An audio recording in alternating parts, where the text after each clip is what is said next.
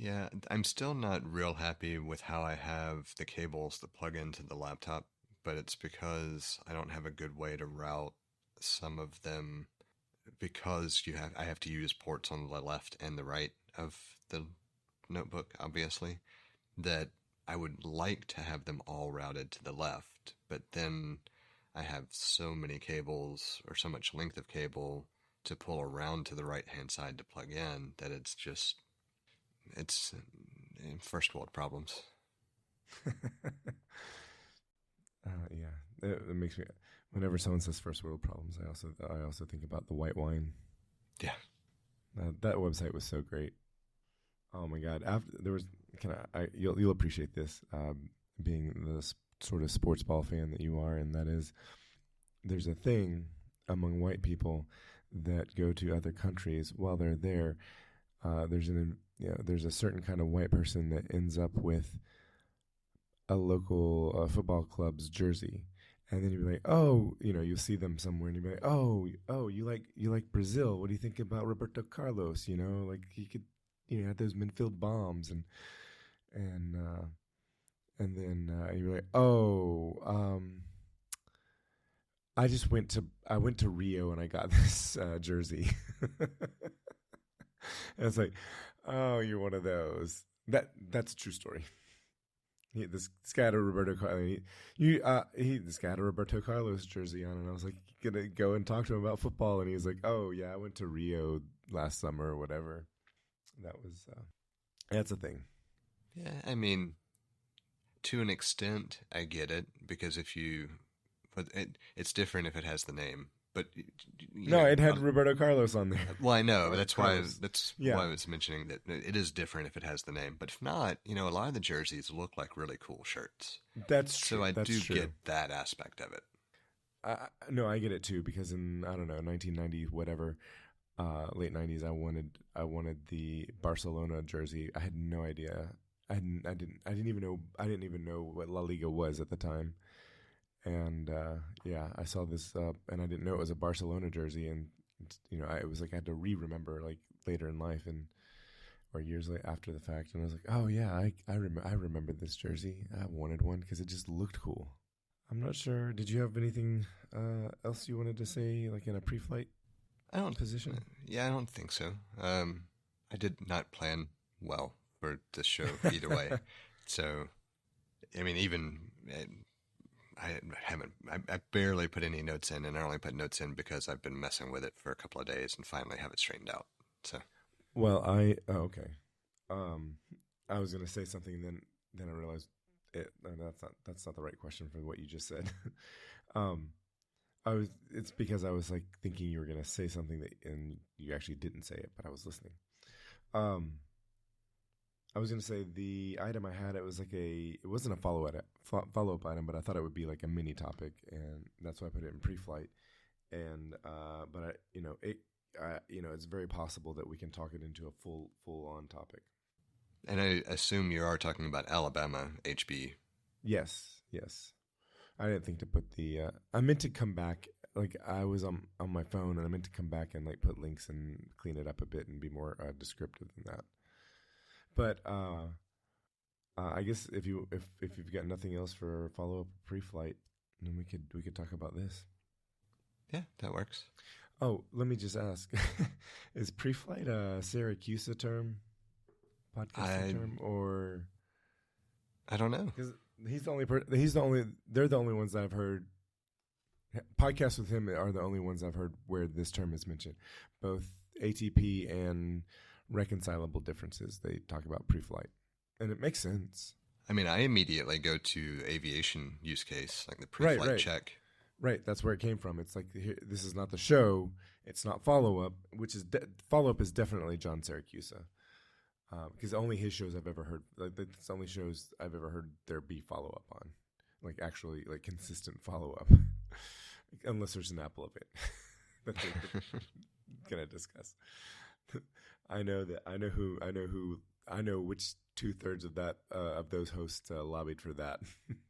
Yeah. Anyway, speaking of podcasts, if you haven't, I recommend the most recent episode of the talk show with John Gruber. He and Marilyn Mann have their every 4-year holiday party where they talk about elections. You know, the elections just occurred. So they did it in 2020, 2016. And this could be, I could segue this into our topic, but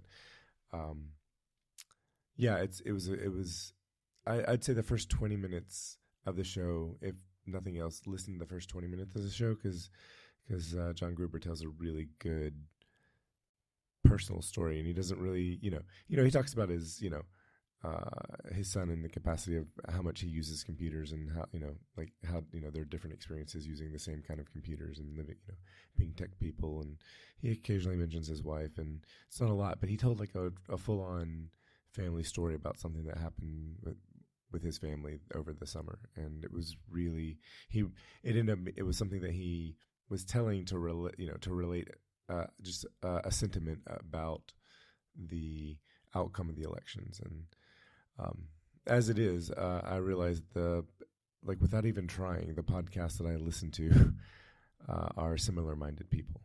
So I think all the hosts of ATP, John Gruber, Marilyn Mann. Who else do I listen to? Yeah, they're all outspoken. Hopefully, not just neoliberals.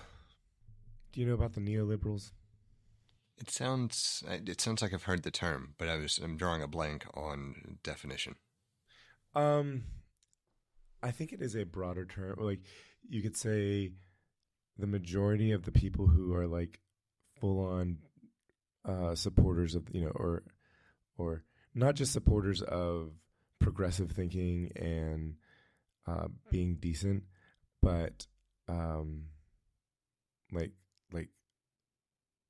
there's some affinity towards the Democratic Party, and so it's I've used it as a in a negative way. There are people who are intending to be liberal, intending to be they have good intentions, and they maybe sometimes a little too much on the social justice warrior bandwagon. It's like very much talking the talk, but having some difficulty walking the walk. I don't know if that is it. I'm trying to use words to capture a feeling that I'm having difficulty articulating. I think I follow. I mean, I certainly follow the rational explanation or inherent rational explanation of what you're saying, but just in thinking about applying it to any political group, it's kind of difficult to say that any of them don't have difficulty necessarily walking the walk, depending on what you're talking about, right? Yeah, it does depend on. So that it would be like a generalization of all the different ways or all the different things is easier or harder to walk the walk, broad strokes kind of thing.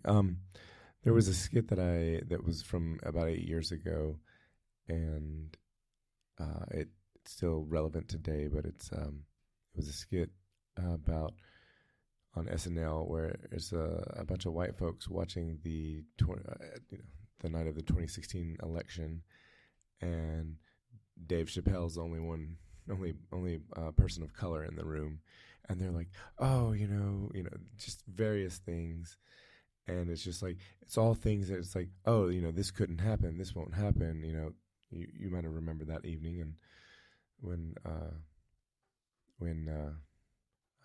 Trump won his first election, and anyway, it was just the sort of like the juxtaposition of what the white people, just showing the privilege that they've had because like this is their realization that America is still racist, that America has, this issue and that issue that are represented by Trump. And so, and it's like Dave Chappelle's sitting there and, he's over there being like, you guys don't, basically, I already know all this because I'm a person of color. So I felt like the white people in that skit, were the neoliberals, just sort of a little bit out of touch with reality. I don't know if that helps give you a better picture. Maybe, it's I think it's one of those things that I will maybe look and see how else it's described as well.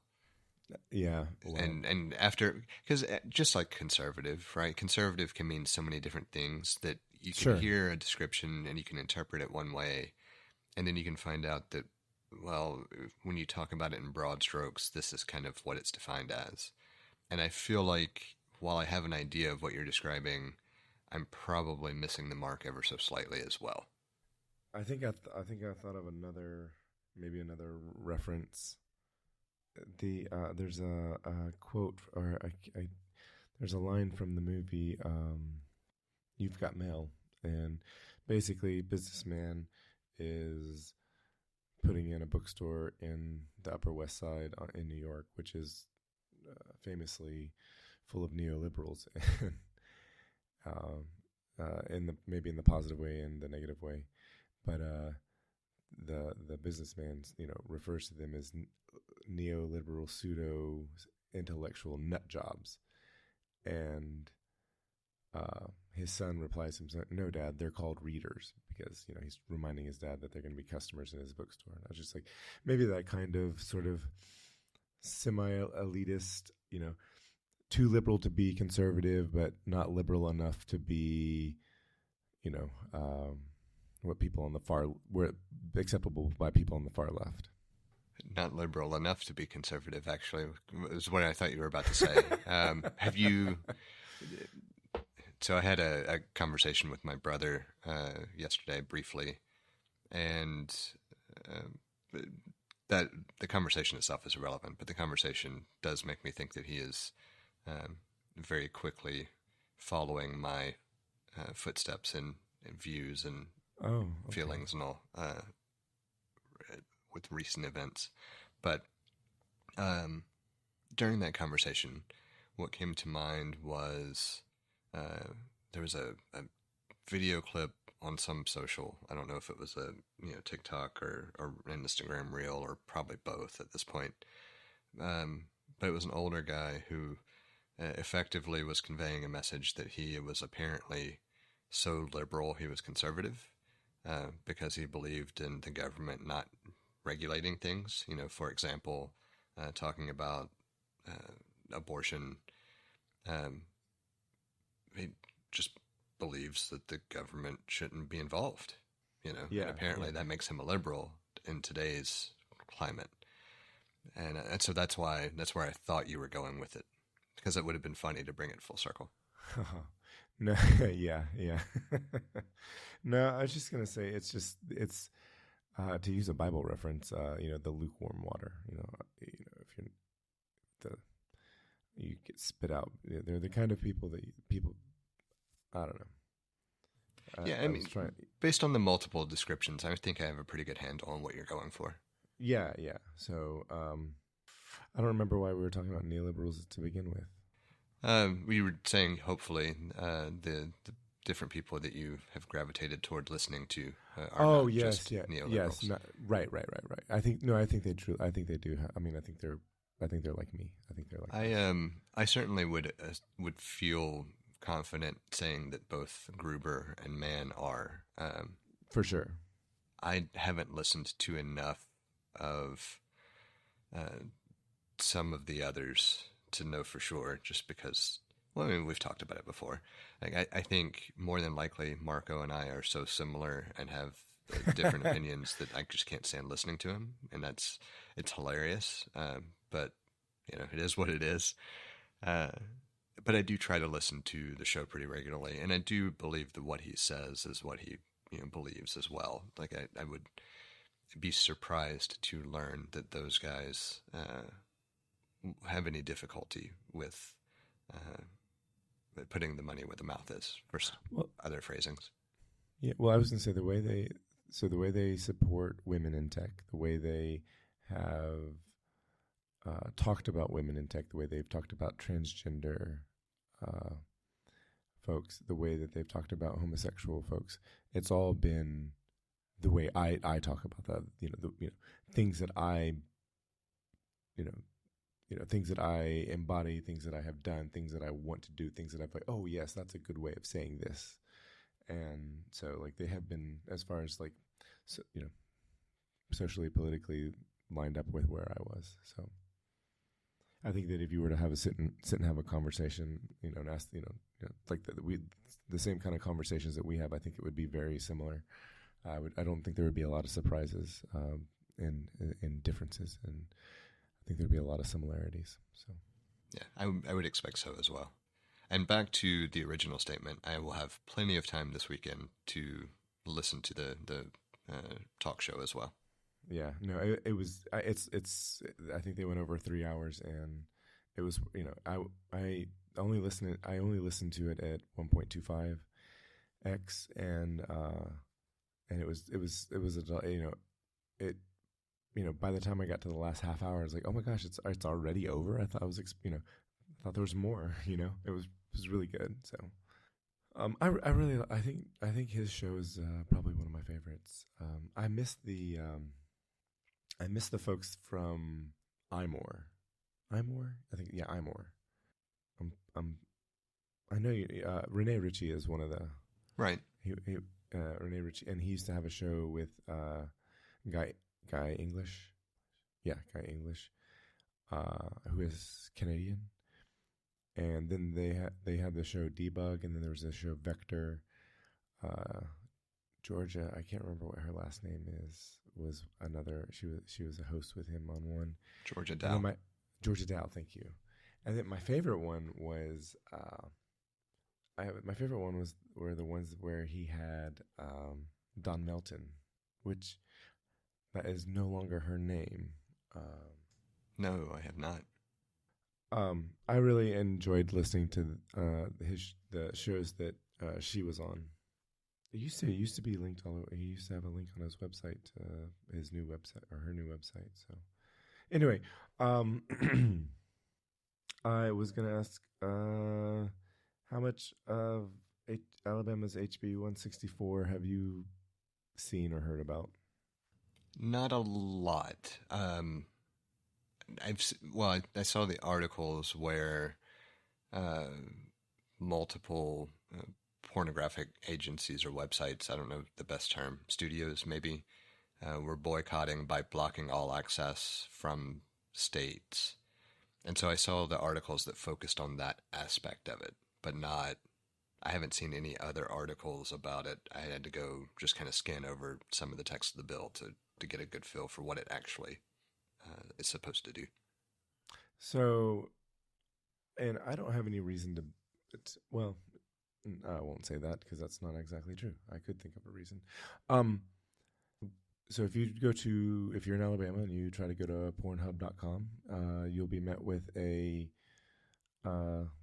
single page without, very few links on them, but no, not to any of the links that you're probably going to that website for. But it just explains that in Alabama they no longer giving access to any of their content because of the law HB 164. And essentially their take on it was that the bill requires is going to require these websites to have age verification, and it be handled by the website. And their argument is that it should be handled by the device at the device level. So I'll just stop right there. That's all that was necessary that I wanted to talk about. Do you know enough about the bill to know that would be an accurate brief description of what the bill entails? Of the ramifications of the bill, yes. I would say you can also add the statement that the supposed intent of the bill is to protect children. I hate to say it that way, but yeah, I mean, that's the supposed intent. That's what they're going to tell you. Yeah.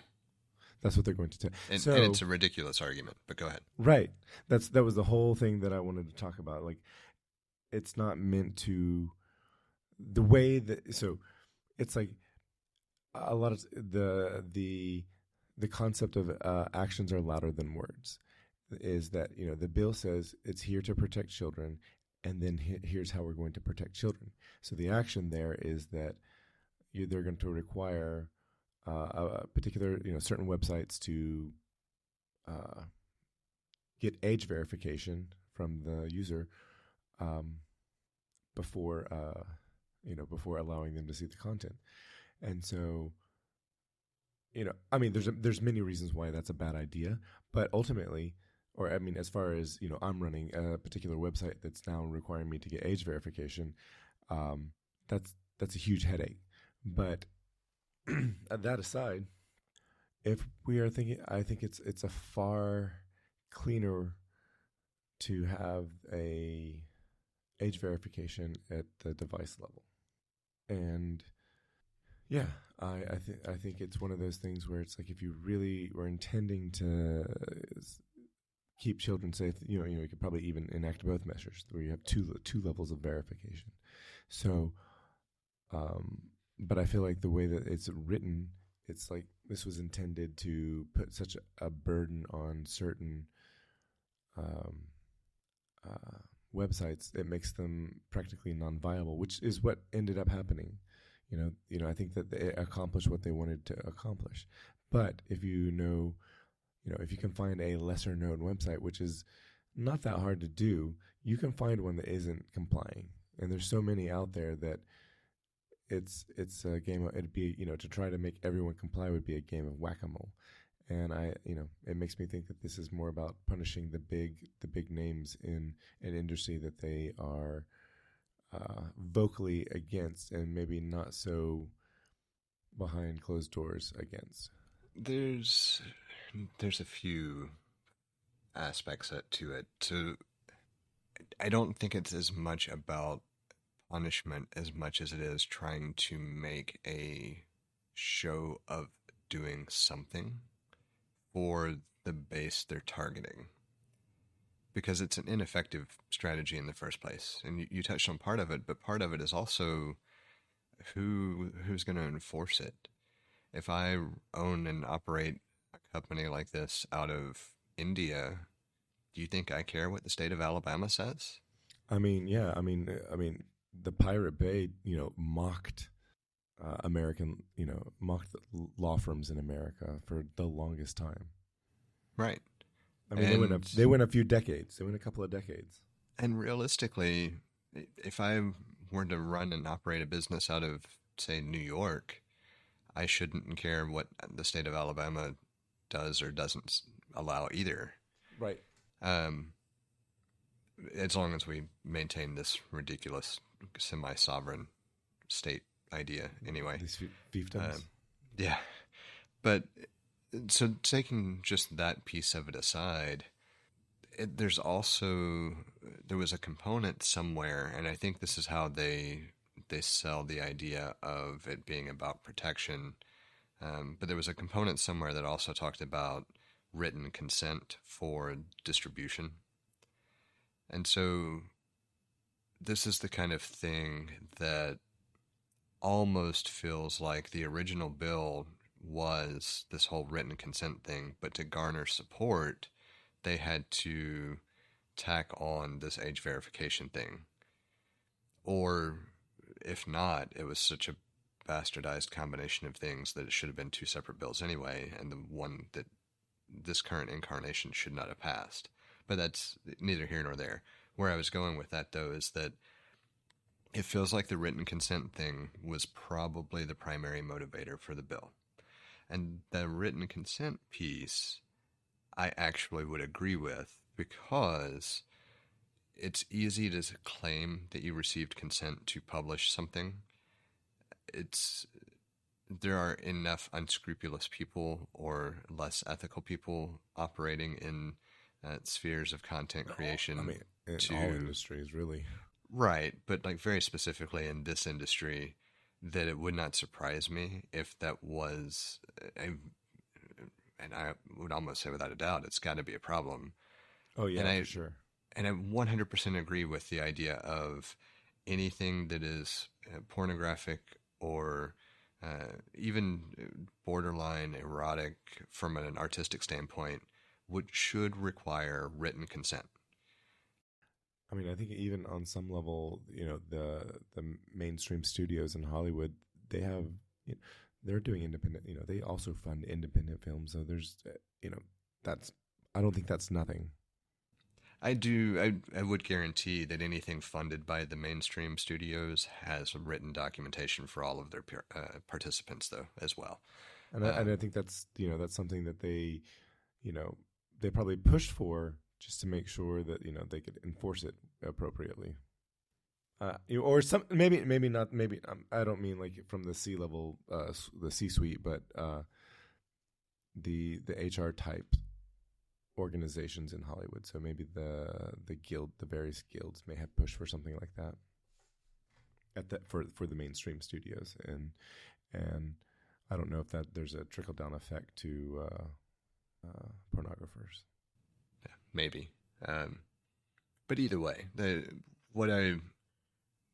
where my train of thought was going with regard to the bill is that it feels like that was the primary impetus. That something caused that to be what brought this to the table, and then because of it being in Alabama, people want to go on a crusade against pornography anyway because of religious beliefs. Same crusade they use for all sorts of other things. That it feels like it became this incarnation as a result of those discussions. Well, I can imagine that among the number, there's a faction of the Republican Party that might have taken hostage their votes, and it was enough votes to prevent the bill from being passed that they were able to slap this on to it because it fits. Or it was something they could make fit, and it was something that they could help and garner enough votes among that faction. And they could, and subsequently, they could claim a win for their constituents, even though I guarantee you their constituents did not desire that outcome. No. I can't think of anybody that. No, I probably can, but it's people that are probably lying. Yeah, fair enough. What I was going to say was I just can't think of anyone that would champion that as their one go-to item first and foremost up front. The junior congressman from Alabama, Arkansas, Tennessee, any you pick. I guess they don't have junior congressmen. They would be junior senators, junior and senior senator, because the Congress folks are. But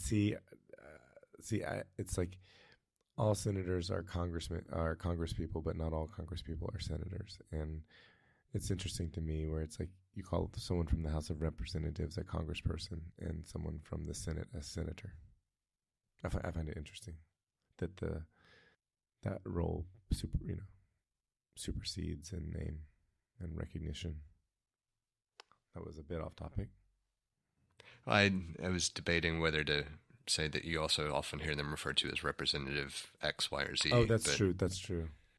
I was debating in my head whether that really changed the narrative, because senators are still looked at as being superior to an extent. It's a higher level of It's a higher level because there's just fewer seats. There's 2 per state. So well, and it's a longer term.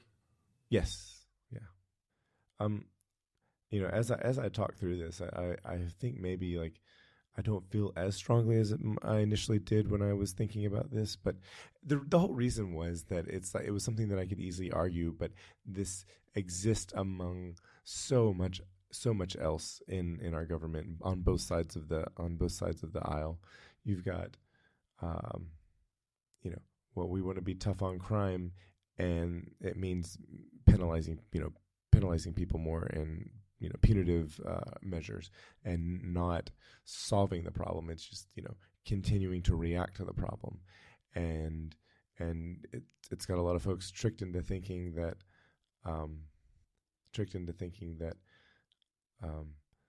that's how to be tough on crime, where actually being tough on crime would be increasing the economic well-being of the bottom 50%.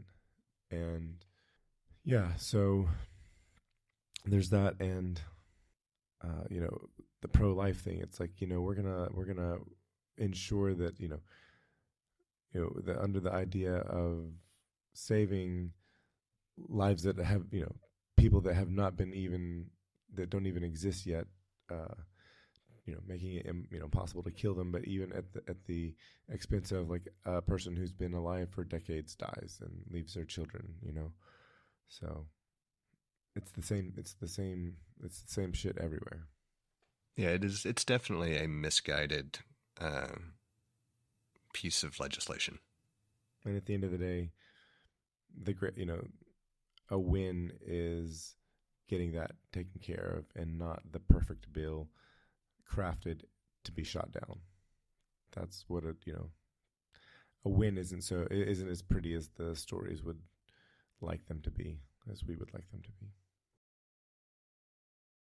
We have a number of different ways set up for you to get in touch with us to provide feedback, ask questions, or just comment in about something we've discussed. You can hit us up on Twitter or Instagram at untitled_hosts, or shoot an email over to untitled.hosts@gmail.com. Or get in touch directly with Jesse at jthart.com, or get in touch with me, John, via telepathy. If you would like to support our work or are interested in listening to our new after show feed, head over to patreon.com/theUntitledPodcast and take a look at the options we have set up. Thank you for listening. We hope you've enjoyed the show. And we hope to connect with more of you as we continue this journey. That's a wrap.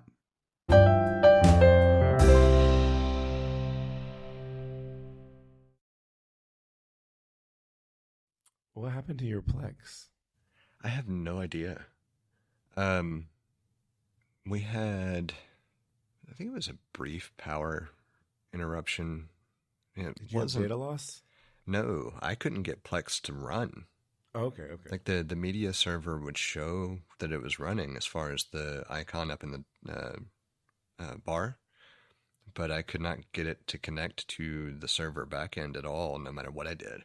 Oh, wow. And I even uninstalled and removed everything, rebooted, reinstalled, and I had the same exact behavior. Oh. And so I've spent the past 2, maybe 3 days off and on checking things, trying to figure it out. And then this morning I decided, you know what, I'm just going to do, I hadn't done the current Mac OS update on that particular Mac Mini. So I went ahead and did that, reinstalled Plex, and then everything worked. Yeah, I bet Plex leverages some OS level component that got. Yeah, and I mean, that's the only explanation. That's what it had to be, because if it was a Plex level, reinstalling or something at the Plex level, reinstalling would have fixed it. So. And then it's something specific that got updated with the OS. So That's really interesting. It's fun when you have something that you can not actually tangibly verify, but through logic can very matter-of-factly theorize and say this is what happened. That's a fun feeling. Yeah. So the downside is that I blew away the cleanup I had already done right. for this transition. But the positive is I hadn't done much because I'd been procrastinating and lazy, which is why I left the Synology instance up and running during this entire time so that you wouldn't be impacted while I mucked with stuff. I'm gonna let my older son Luke know, because he very much enjoys watching Marvel movies off of Plex. your Plex library. Well, good. That access has been uninterrupted. So, but so now that I've got it rescanning libraries all over again, I will make the first pass of tweaks to movies with the sorting so that things are lumped where I want them to be, and basic metadata tweaks, and then I'll that's actually finally start making the transition. I don't mind it. I just wish it was more keyboard friendly. Yeah, where you didn't have to mouse around so much. Yeah. So, it's going to create a time investment for me to actually do things, but I was already putting off that time investment because it was a time investment. So Right. Oh, I was gonna say something about it. Oh, which Mac Mini was this? the M1. Okay, and you have an M1, and do you still have an Intel one? Yeah, I still have the last model i3. Okay, the 2018. Right. Is it space gray? Yes. Oh, wow. Okay. So because they made them all space gray, that model, correct? Correct. And the moniker for Pro only came with the with the Apple SoC, correct? And that was like maybe they didn't do it with the M1. Could you get an M1 Pro in that? No, I don't think so. No, I don't think so. I think the M2 Pro is the first time you could get a Pro. Yeah. And did you tell me that you did get a M4? No, I spec'd Okay. one, Okay. and I'm torn. I would like to order one, but I can't justify it. I'm sure you've seen all the people talking about how if you just double the memory and double the storage, it's the same price as a second Mac Mini. Yes. That's ridiculous. Yep. It's the type of thing that if I could cluster them as like a supercomputer and have a storage pool, I would consider doing like 4 base minis instead. Yeah. Yeah, if you could, why can't you cluster them? Is it something that you'd need at the OS level? Oh, I just don't know how. Oh, okay. So it can be done. I would imagine it can be done. Yeah. Yeah.